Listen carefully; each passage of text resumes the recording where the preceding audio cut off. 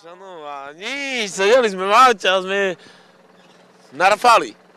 Rafali sme, no. A to čo znamená? Išli sme do Spišskej, do bordelu. Čo dostali sme šmík? Ako sa to... Šofér mal 2,5 promile. Šofér išiel do nemocnice. Ja som pil, ja som sedel vzadu. A vodič? A vodič bol za volantom, nie? Ale pil tiež za volantom? No nepil. Nepil? Ale už sadol do auta s 2,5 promilami. No, je dosekaný trošku. To je môj brat. Aha, a nebali ste sa, že on je opil? Nie. Ani ste mu nepovedali ničomu? Nie, celú cestu prešiel do Pšinský kopec prejsť, to je ako frajerina. Aha. 2,5 promile, keď má, tak to je frajerina prejsť do Pšinský kopec.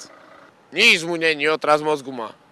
Dobre, ďakujem vám veľmi pekne. A ja vám za rozhovor, toto všetko v poriadku. Každý sme mali 2,5 promile. Ja nie, ja som trezvý. No, on je trezvý, ale nemá vodičák. A kde ste? Tu asi vyletel, chalan. Tu asi vyletel a tam dopadol.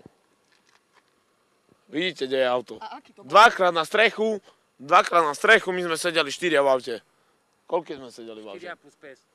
4 plus 5. No. 2 raz nás otočilo, psovi nič, pes je tu. Mne ide krv len.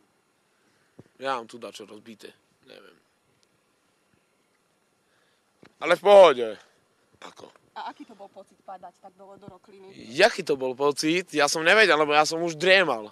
Ako, ja som driemal v aute, len som zrazu cítil, že dačo. Takže som cítil len... Jak sa točí auto. Pozrite na to auto. Má vybité všetky šiby. Všetky okná má vybané. To nikto, to môže ísť na šrotovisko, to takára.